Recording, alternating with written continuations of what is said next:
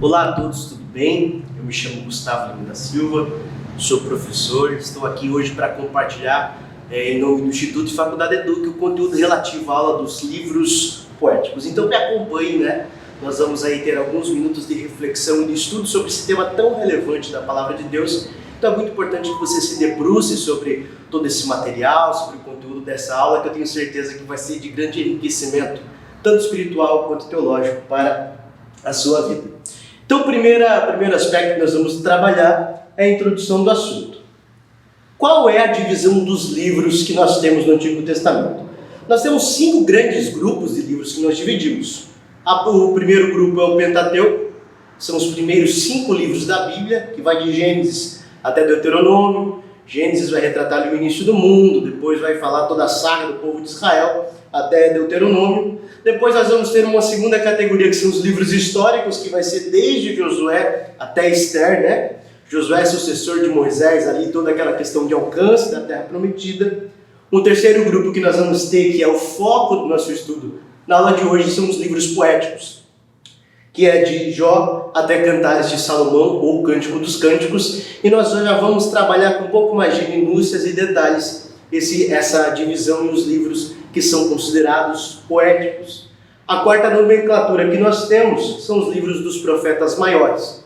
Profetas maiores, assim, referidos pelo tempo com que eles profetizaram e também pelo volume dos seus escritos, da relevância do que eles produziram no sentido de literatura de escrita. São 5 livros, de Isaías até Daniel. E o último grupo de livros que nós temos dentro do Antigo Testamento são dos profetas menores, né, que tiveram um tempo de profecia menor, ou até mesmo a questão do volume, da quantidade dos seus escritos, que vai desde Oséias até Malaquias. Quais são os livros poéticos? Nós temos 5 livros poéticos. O primeiro deles é Jó, o segundo é Salmos, terceiro Provérbios, quarto Eclesiastes e quinto Cantares de Salomão. Nós vamos analisar aí com um pouco de detalhes, não pelo tempo da aula, não podemos ser exaustivos na abordagem deles, mas nós vamos analisar aí de uma forma pelo menos superficial, mas ao mesmo tempo da forma mais completa possível, o conteúdo desses livros bíblicos. Antes de nós adentrarmos efetivamente esse conteúdo, nós precisamos entender como é que nós podemos conceituar, como é que nós podemos entender o que é poesia. Se nós estamos partindo de um pressuposto, de uma divisão de livros bíblicos chamada de livros poéticos, o que nós podemos entender como poesia? Então, poesia nós podemos entender como um texto que combina palavras, significados, qualidades estéticas. Nós podemos perceber que uma poesia ela não é meramente um texto, uma crônica, um texto corrido. Vai ver que o escritor, o poeta, ele tem alguma preocupação com a estética, com a forma como vai escrever, algo que geralmente toca a alma do leitor. A poesia ela tem esse poder de muitas vezes o leitor ele se identificar na escrita do próprio poeta naquele momento em que ele estava ali, através dos versos, emitindo os seus sentimentos, as suas emoções e os seus pensamentos. Nessa questão da poesia, prevalece a questão da estética da linguagem. Não é uma linguagem de qualquer forma. Vê-se os versos, a conotação das palavras, quais palavras melhores se encaixam, qual que é o contexto. A poesia também, além da estética, ela se preocupa com métrica e rima, e também é algo muito importante da gente perceber, essa última característica, a poesia é a expressão do autor. Nós conseguimos ver ali os sentimentos, a alma do autor, aquela parte imaterial, parte subjetiva do autor, nos seus sentimentos e visões pessoais manifestos, materializados naqueles versos, naquela escrita, tá? Trouxe aqui 2 frases de poetas, de escritores que são muito conhecidos, prestigiados, como Cora Coralina e Carlos Drummond de Andrade. Cora Coralina vai dizer que poeta não é somente o que escreve, mas ele sente a poesia. Então é por isso que esses versos eles não vão ser meramente um texto. Ele sente a poesia, essa poesia vai ser caracterizada aí de uma estética, de um sentimento, de um requinte mais belo, né? Algo mais original por parte do autor. E Drummond de Andrade vai dizer que a poesia está nas coisas simples da vida, né? Nós podemos ver nessa frase dele aqui, na amizade, nos papos, nos bichos, nas plantas, nos lugares, são todas características, ou seja, a poesia pode ser feita sobre todas as coisas relativas ao cotidiano. E por que os livros poéticos, eles recebem essa nomenclatura? Qual que é o motivo? Os livros bíblicos classificados como poéticos, eles vão ter essas características de poesia que nós acabamos de mencionar. Eles não vão ser meramente transcrição de fatos bíblicos, mas eles vão ter aí uma carga especial de uma subjetividade e vão ter também uma carga aí maior de uma beleza estética, pela preocupação com a forma como eles foram escritos. Então é um estilo de escrita diferente dos demais. E nós vamos ver também o que? A revelação do Espírito Santo de uma forma peculiar na vida destes escritores, na vida dessas pessoas que manifestaram os seus escritos, que elaboraram esses versos, tá? Então, algo muito interessante sobre os livros poéticos é que eles vão demonstrar também uma intimidade do autor, de quem escreve, com Deus. É tão bonito, é tão profundo muitos dos escritos que nós vamos encontrar nos livros poéticos, que nós vamos conseguir entender que é uma expressão da alma do poeta cristão com o próprio Criador. E Deus, como é o Deus criador de todas as coisas, Deus é o Deus criador da arte, Deus é o Deus criador da poesia, Deus é o criador de toda a forma do belo. Então é nada maior do que louvar a Deus e servir a Deus também com a poesia, com a música, com as canções e com várias formas de adoração, tá? E a forma de escrever também, ali no terceiro tópico, ela vai conter essa beleza poética. Não é um simples texto, tem essa preocupação estética de beleza. Primeiro livro poético que nós vamos tratar, que nós vamos falar hoje, é o livro de Jó. Talvez o livro de Jó seja um dos livros mais conhecidos da Bíblia. É comum que até pessoas que não professem uma religião, que não conhecem com profundidade a palavra de Deus, elas conheçam por causa que a questão da história de Jó, ela se tornou meio que um dito popular. Porque quando alguém fala, aquele fulano de tal tem a paciência de Jó. Jó, ele foi comumente tido como uma pessoa símbolo de paciência, símbolo de resiliência, símbolo de uma pessoa que passou pelo sofrimento imotivado, mas mesmo assim conseguiu perseverar para conseguir dar a volta por cima da vida. Então o livro de Jó é o primeiro livro poético, ele abre essa categoria dos 5 livros, ele é o primeiro. E nós vamos fazer toda essa análise a respeito deste assunto. Então, alguns apontamentos sobre o livro de Jó. Em primeiro lugar, é provável que o livro de Jó seja um dos ou o mais antigo livro da Bíblia.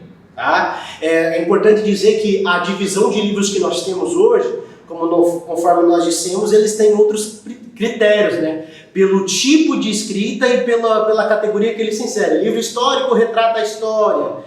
Pentateuco é o livro do início das coisas ali. O livro dos profetas vai registrar ali as profecias em seus determinados tempos e contextos. E a Bíblia não é escrita em ordem, ela não é organizada na ordem cronológica. Então é muito crível, tem muitos estudos que vão apontar que o livro de Jó é bem antigo, talvez ali próximo de Gênesis, na questão de lapso temporal, tá? A questão importante de Jó, para nós entendermos, eu até deixei em negrito aqui para que vocês enxerguem bem, é a questão que Jó apresenta uma questão existencial muito inquietante. Jó apresenta uma questão do paradoxo do sofrimento, paradoxo da angústia. Ou seja, aqui vem a pergunta, por que o justo sofre? Toda vez que o ser humano ele vai analisar determinada ação, analisar determinada conduta, ele vai ver se a pessoa ela tomou alguma atitude para que gerasse aquela consequência. Tomou aquela ação para que gerasse aquele resultado. Como é que um homem justo como Jó poderia sofrer tanto sofrimento como ele sofreu? É aqui que nós vamos ver essa questão da ideia do sofrimento. Porque geralmente você pensa, o sofrimento é para as pessoas ruins, o sofrimento é para as pessoas que nada têm, o sofrimento é para as pessoas que praticam mal. Não. Jó, ele era puro, ele era reto aos olhos do Senhor, ele era temente a Deus.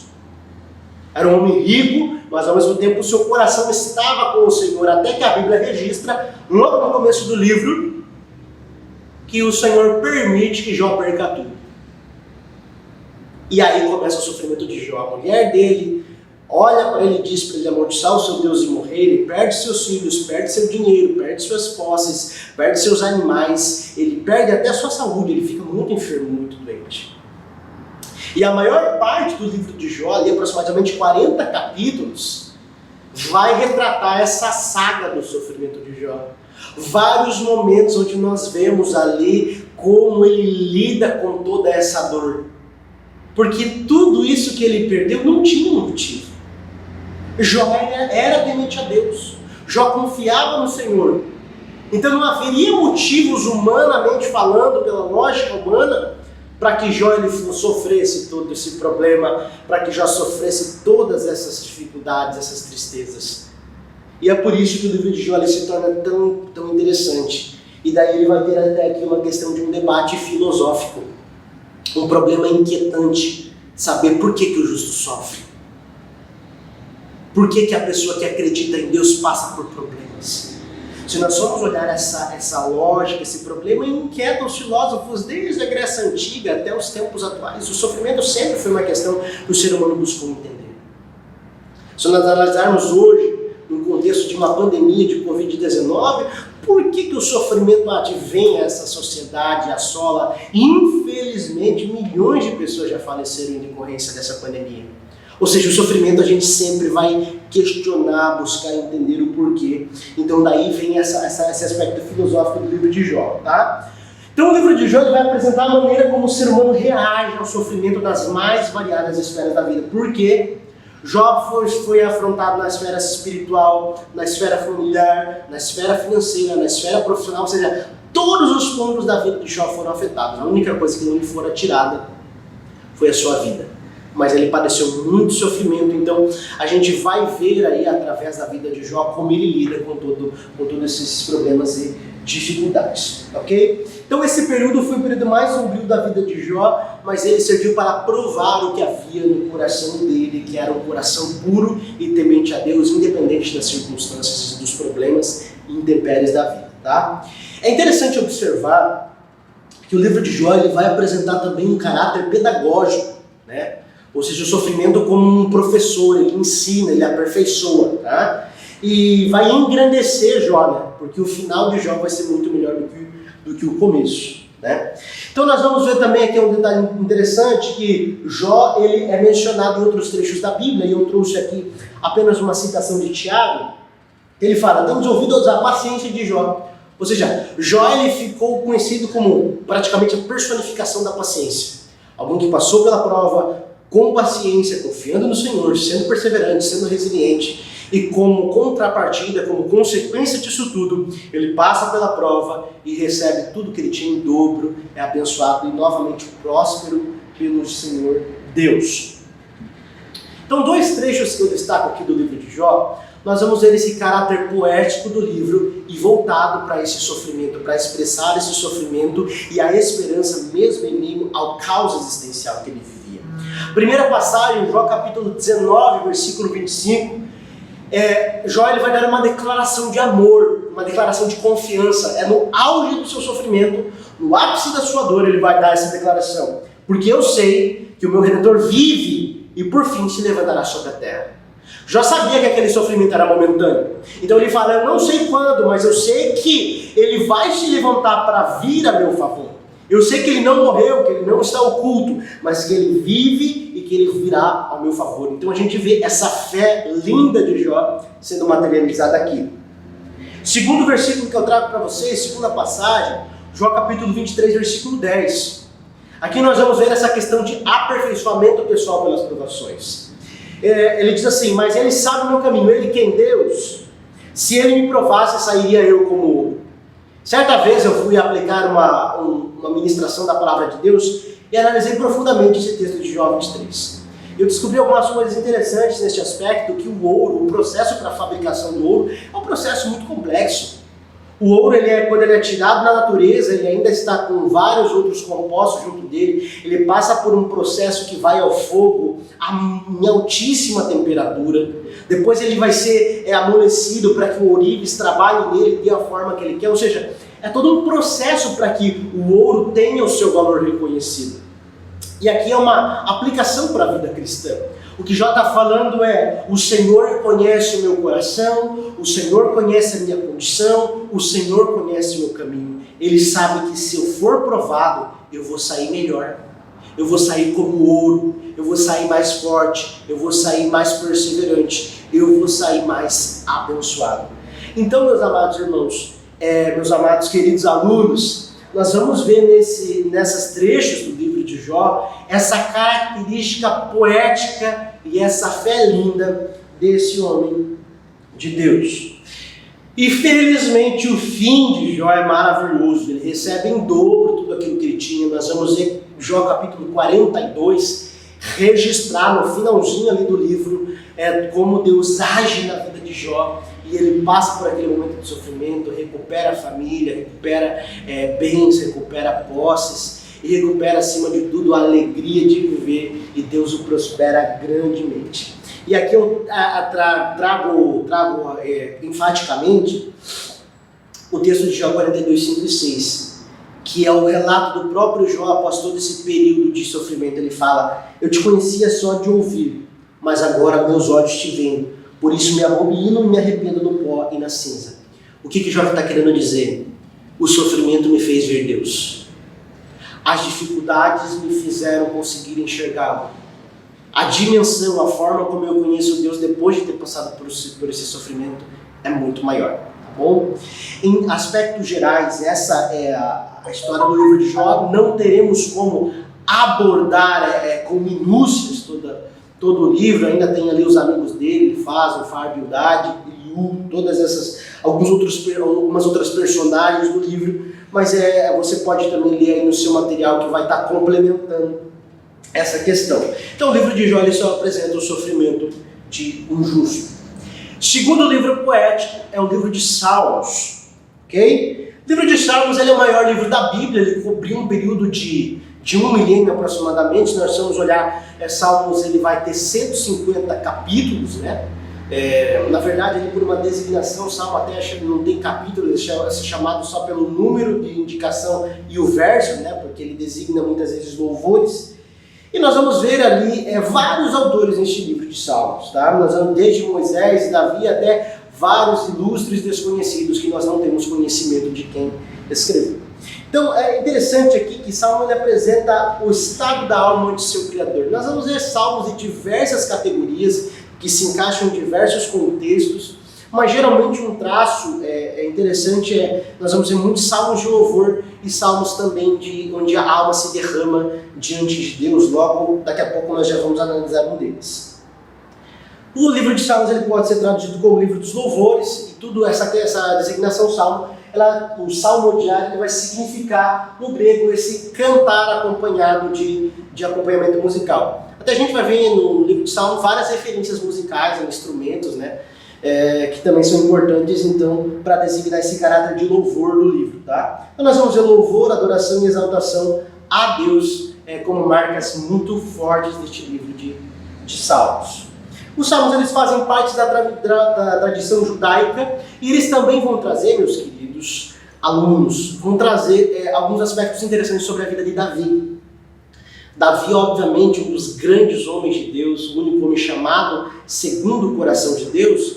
Ele é retratado a sua história ali em determinados livros históricos, mas nós vamos ver alguns aspectos mais peculiares, alguns aspectos mais profundos sobre Davi através dos salmos, né? Porque Davi ele foi dentre esses 150 salmos, ele foi o que mais escreveu, ok? Eu quero chamar a atenção aqui para o salmo de número 51, porque ele vai demonstrar o caráter poético, tá? Eu quero usar ele como um exemplo. O salmo de número 51 é Davi que escreve. Ele escreve esse salmo logo após ele ter pecado com Batseba e ter matado Urias, que era o marido dela. Deus envia o profeta Natã para conversar, para falar com Davi. E através de uma ilustração ali, Davi acaba reconhecendo o seu pecado. Quando ele reconhece o seu pecado, quando ele percebe, cai a venda dos olhos dele, ele percebe as atrocidades que cometeram. O Salmo 51, Davi, ele rasga a alma totalmente diante de Deus. Ele vai se humilhar diante do Senhor e ele vai ali manifestar um profundo arrependimento por aquilo que ele tinha feito. Então o Salmo ele vai ter essa característica poética e nós vamos ver especificamente nesse Salmo número 51, um salmo de pedido de socorro, um salmo implorando perdão, implorando arrependimento. Eu recomendo muito a você a leitura, tanto em aspectos teológicos, tanto em aspectos espirituais, porque pode elevar a nossa alma diante de Deus. Aqui está a divisão do livro de Salmos. Então são 150 salmos, quase metade deles foram escritos por Davi, 73. Asaf escreveu 12 salmos, os filhos de Coré 10 salmos, Salomão escreveu 2 salmos, daqui a pouco nós vamos falar bastante de Salomão. Etá, Enã e Moisés escreveram cada um salmo, e 50 salmos são de autoria desconhecida e não pode ser de vários outros autores no decorrer da história bíblica. Então toda essa soma totaliza 150 salmos que nós temos no livro. Então os salmos, pessoal, ele vai ser esse livro que vai designar louvor, e que nós vamos ver aí através de vários autores aí a manifestação de louvor, de adoração a Deus. Muitos também inquietações existenciais nós vamos encontrar no livro de Salmos, então por isso que ele se encaixa nessa categoria de livros poéticos. Tem muita beleza estética nos Salmos, até o próprio Salmo de número 119, que é o maior capítulo da Bíblia, nós vamos ver aí vários trechos onde nós vamos identificar esse caráter poético da escrita. Terceiro livro é o livro de Provérbios. O livro de Provérbios, meus alunos, ele vai trazer para nós aí uma dose extrema de sabedoria, tá? Aqui eu quero abrir um parênteses rapidamente, eu vou fechar um parênteses mais para o final da aula. Nós vamos agora falar basicamente sobre 3 livros de escrita de Salomão. Salomão, filho do rei Davi, que escreveu a maioria dos salmos, como nós acabamos de mencionar. Salomão, ele recebe a incumbência de suceder Davi no trono. E a Bíblia registra que ele ora a Deus insistentemente, ele clama a Deus de forma reiterada, de forma constante, pedindo o quê? Aqui que está o detalhe. Quando Deus se manifesta para Salomão após toda essa busca incessante dele, Salomão ele não pede poder bélico, ele não pede riquezas, ele não pede mulheres, ele não pede nada material. Salomão fala, eu quero sabedoria para conduzir o povo, para saber como governar o povo. O pedido de sabedoria de Salomão foi muito inteligente e muito correto diante de Deus. Então Deus prometeu para Salomão o seguinte, olha Salomão, você vai receber sabedoria e além disso você vai receber muita riqueza. Salomão era conhecido naquela época como um dos reis mais ricos daqueles tempos. Tanto é que vinha, por exemplo, a rainha de Sabá vinha de outra localidade só para vê-lo e para contemplar a grandeza do seu templo, a grandeza do seu reino. Então Salomão ele foi extremamente bem sucedido. Tá? Então nesse livro de Provérbios nós vamos ver o quê? Há vários, uma dose enorme de conselhos e de dicas práticas para a nossa vida cristã, que vai nos ajudar a trilhar o caminho da sabedoria, tá? Então são regras que fazem com que a nossa vida ela seja abençoada diante de Deus. Regras de relacionamento, regras de intimidade com Deus, regras sociais relativas a, por exemplo, a obrigações financeiras. Ou seja, um livro completo dentro de seus 31 capítulos. A autoria de Salomão, filho de Davi. E aqui nós vamos ver um traço importante. Tanto Davi quanto Salomão, pai e filho, eles vão ambos carregar essa característica poética nos seus escritos. Né? Nós vemos ali a característica poética de Davi através dos salmos que ele escreveu, e nós vamos ver aqui através de Salomão, tanto em Provérbios quanto em Eclesiastes e Cantares, que nós vamos ver daqui a pouco. Nós vamos ver essas características aí poéticas de ambos. Tá? Então, o que é o Provérbios? A palavra provérbio, ela significa, numa interpretação atual, ela significa um dito breve, curto, em lugar de muitas palavras. Então, o provérbio é uma sentença curta que expressa uma verdade no lugar de muitas palavras, tá? Isso é uma concepção mais contemporânea. No hebraico, uma concepção mais antiga, não é da forma como nós entendemos hoje. Ela assume um significado mais amplo. Então, é uma questão que não se reduz tanto assim como na interpretação que nós temos hoje. Um caráter mais amplo, usado em relação a muitos discursos, frases e expressões que não é como nós utilizamos atualmente. Então, o livro de Provérbios ele não se refere meramente a um assunto, mas ele expressa de modo enfático aquilo que ele está querendo dizer. Porque pensem comigo, um homem que recebeu sabedoria do próprio Deus, o Criador de todas as coisas, o Deus Todo-Poderoso, Onisciente, Onipotente, Onipresente, ele recebeu a sabedoria do próprio Deus. Então Salomão, ele enfaticamente compartilha com os leitores as concepções de sabedoria oriundas do próprio Deus. E aqui nós vemos essa característica de uma forte sabedoria de Salomão. E um provérbio, ele tem algumas características que nós vamos ver aqui muito dentro desse livro. Elegância da fraseologia.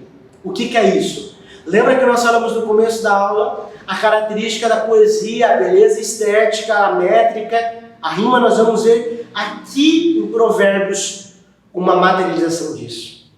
Ler Provérbios é gostoso, é prazeroso. Ele é bem escrito, bem redigido, dá conselhos importantes para a nossa vida. Então essa elegância da fraseologia, da escrita, nós vamos verificar. Segundo ponto, pela beleza de uma figura de linguagem.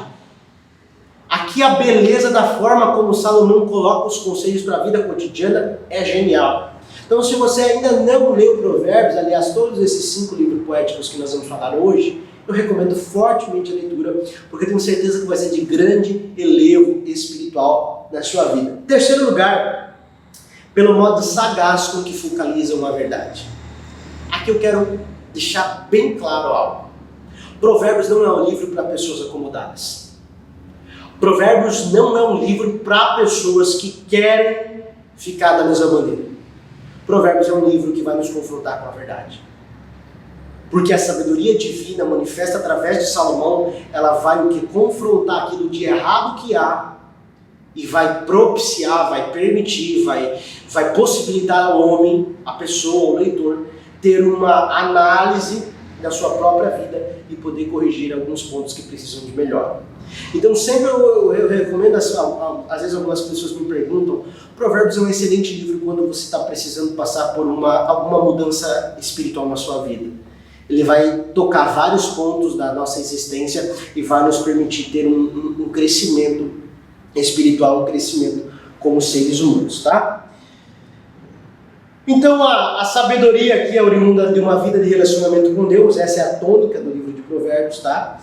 E também é interessante que o Salomão ele trata sobre temas sensíveis. Ele vai falar sobre sexualidade, por exemplo, ali, principalmente no capítulo 5, em outros trechos também. Ele vai falar sobre a mulher imoral, ele vai dar vários conselhos que são muito interessantes, tá? Então, os conselhos interessantes são para a vida cotidiana do homem. Tem coisas que a gente lê em Provérbios e a gente tem aquela concepção, eu não sabia que a Bíblia falava disso. Sim, ela fala. Porque Deus, desde lá atrás, ele trouxe essa interpretação, essa concepção para Salomão, e Salomão escreveu nos Provérbios, tá? Eu decretei esse trecho aqui também da escassez da sabedoria, porque ele fala da relevância desse assunto. Salomão fala que a sabedoria é extremamente importante, ela é valiosa, só que ao mesmo tempo constata-se que são poucas as pessoas sábias. E sabedoria é diferente de inteligência.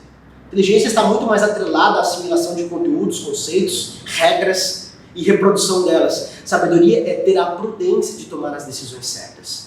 Se nós vamos olhar para os aspectos bíblicos, se vamos olhar para os livros poéticos que vão carregar essa poesia de forma mais bonita, de forma mais bela, e se nós vamos olhar principalmente o comportamento de Cristo, ali, sobretudo nos 4 evangelhos, Mateus, Marcos, Lucas e João, nós vamos analisar como é agir com sabedoria. Nós vamos analisar o que é agir com essa sabedoria que não pode vir do próprio ser humano, ela vem de Deus. Inteligência qualquer um pode obter através de estudo e leitura. Agora a sabedoria ela é fruto de um aperfeiçoamento pessoal. Ela é fruto de um engrandecimento da alma e ela provém do próprio Deus. Ninguém é sábio sem a presença de Deus ensinando, propiciando esse elevo espiritual, esse aperfeiçoamento do ser humano, porque isso é extremamente importante. Se nós vamos olhar, por exemplo, a vida de Paulo, nós vamos identificar que o apóstolo ele passa por esse aperfeiçoamento. Outrora perseguidor de cristãos, ainda chamado Saulo, nós vamos ver no livro de Atos o registro de como ele se converte, tem um encontro com Deus, e nós vamos ver ali, principalmente anos depois, quando ele começa efetivamente seu ministério, as viagens missionárias, a viagem a Roma, nós vamos ver ali um homem muito mais sábio, um homem muito mais maduro e um homem muito mais prudente.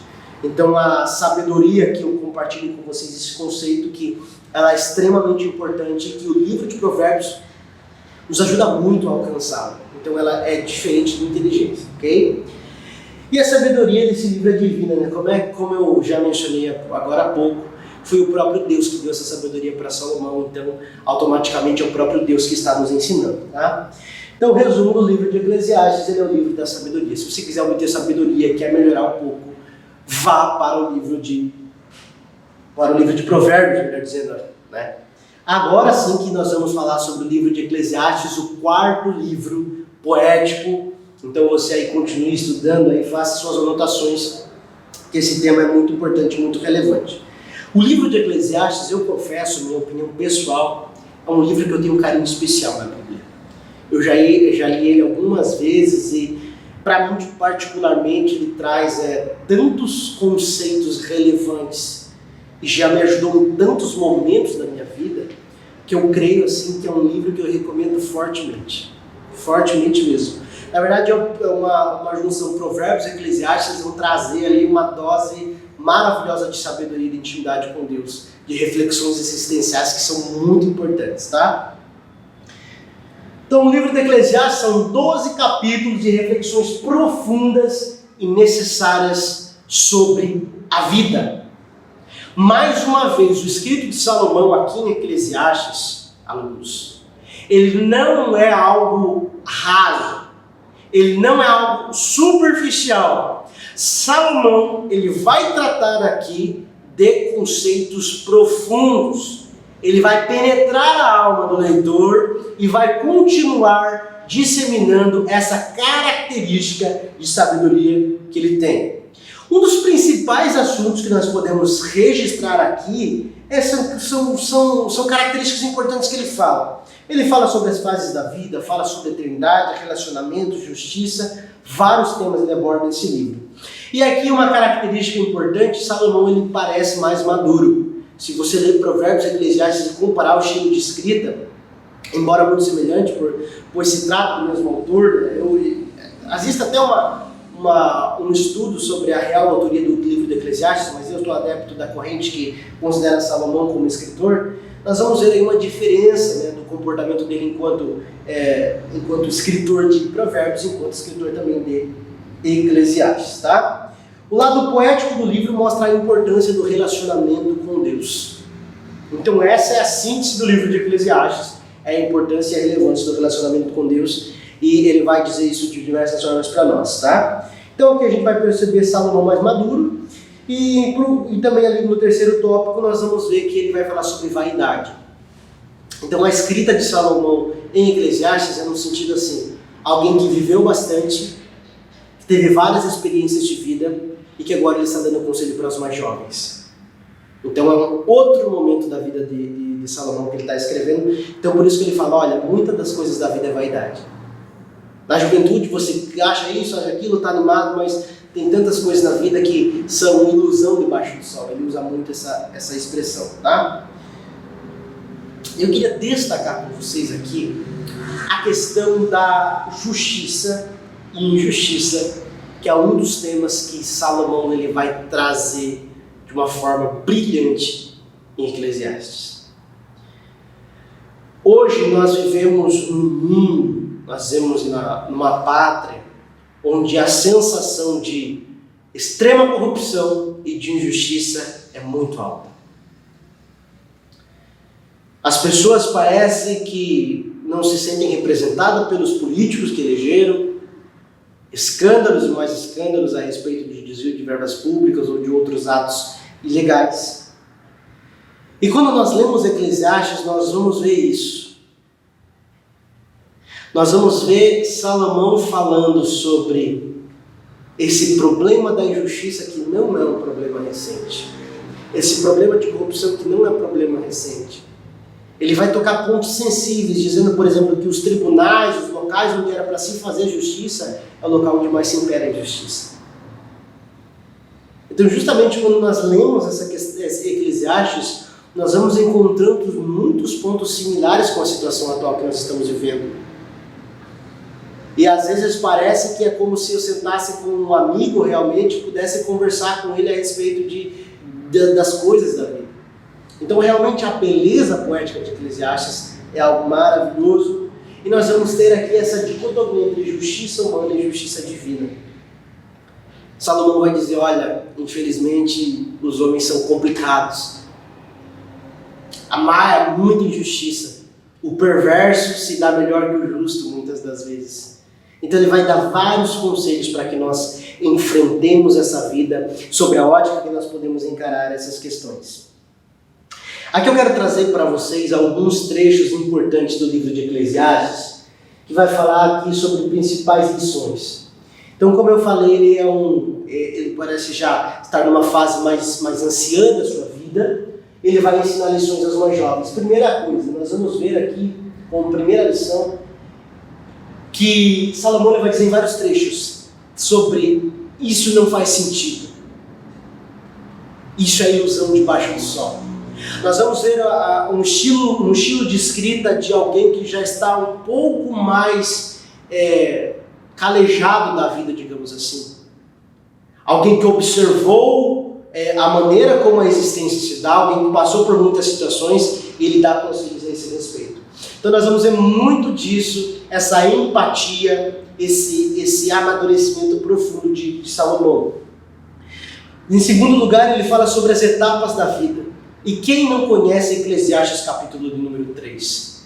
De forma brilhante ele sintetiza os diferentes desafios temporais. Salomão ele fala, olha, há tempo de plantar, há tempo de colher. Há tempo de abraçar, há tempo de deixar de abraçar.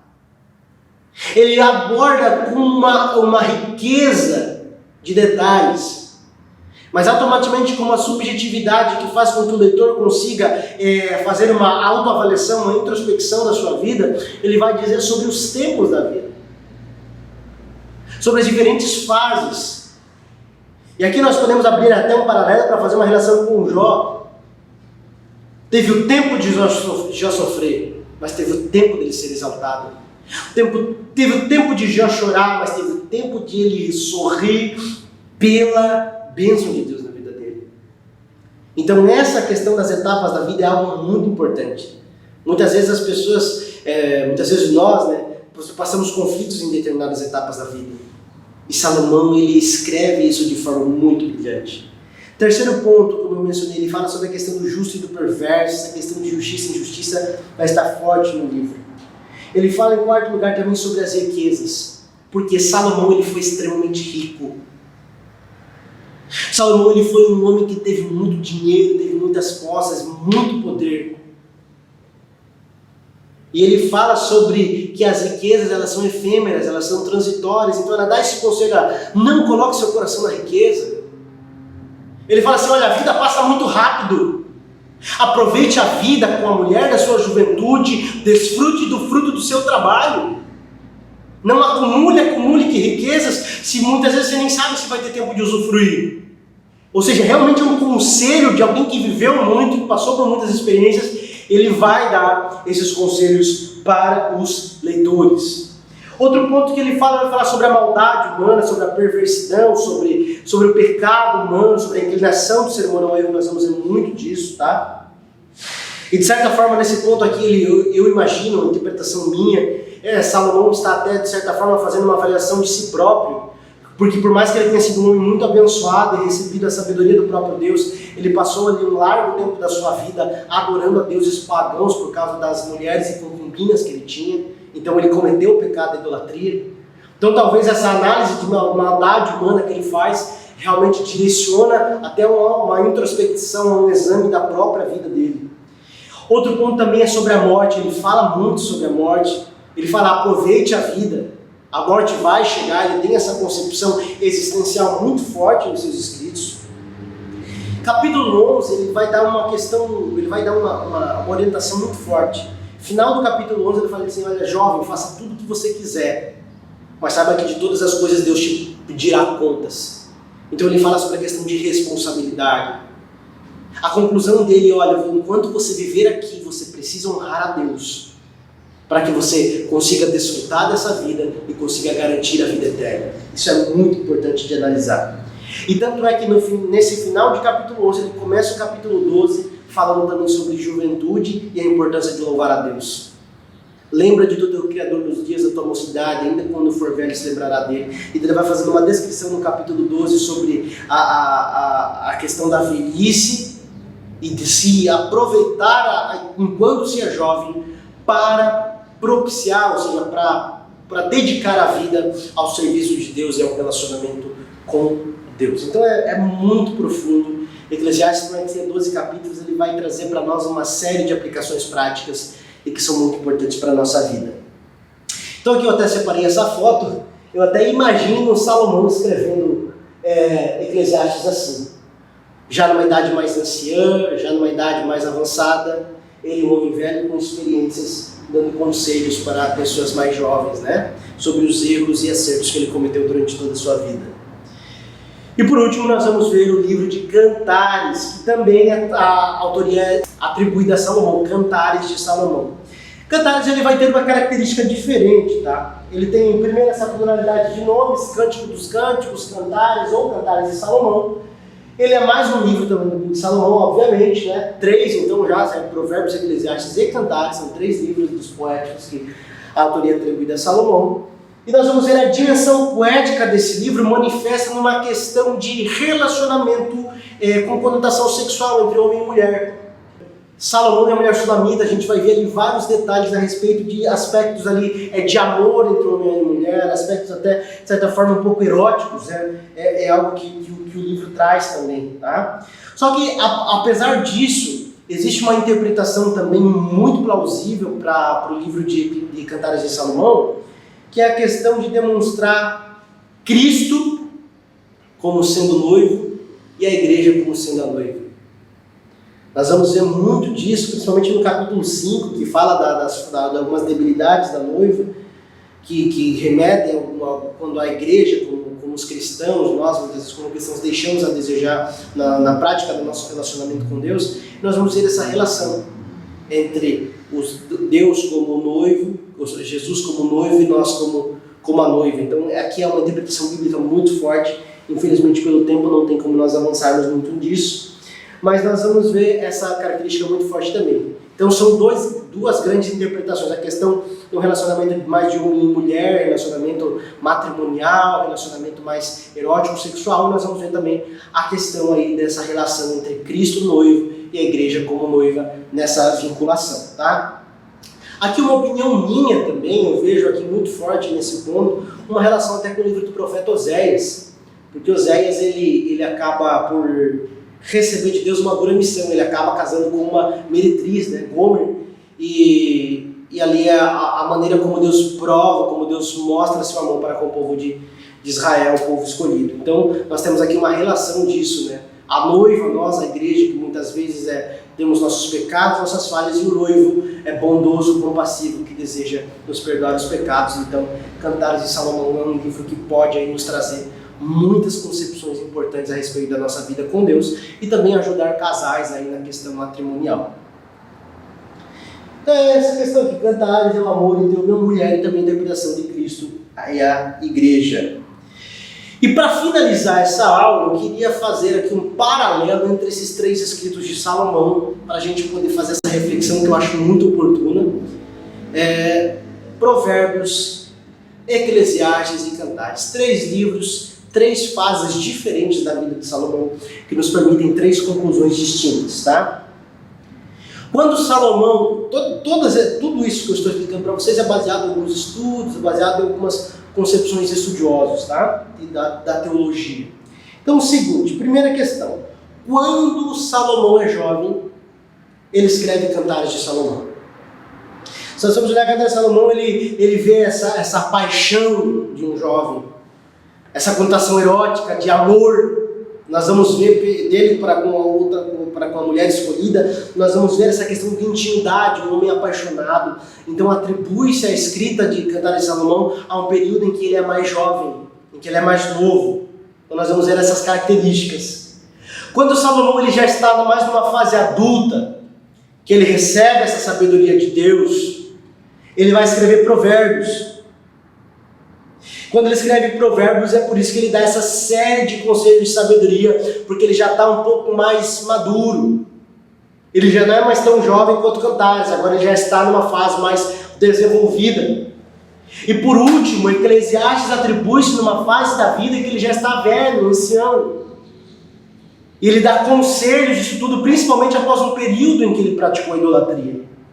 Então, quando a gente lê os livros poéticos, principalmente esses 3 de Salomão, e consegue ter a concepção desses contextos de como ele estava escrevendo, isso é muito enriquecedor para nós. Como jovem, uma questão mais de amor, uma questão mais erótica; como adulto, uma questão mais de sabedoria; e como ancião, uma questão mais de conselho aos mais jovens, de lições sobre a vida, como se fosse um avô aconselhando o neto, né? Então é muito importante nós termos em mente esses detalhes que nos fazem enriquecer a nossa análise, a nossa abordagem ao conteúdo dos 3 livros aí de Salomão, tá?